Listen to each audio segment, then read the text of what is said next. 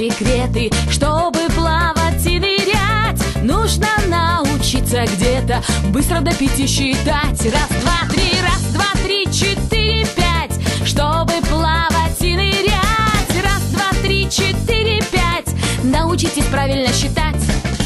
Раз, два, три, глотнули воздух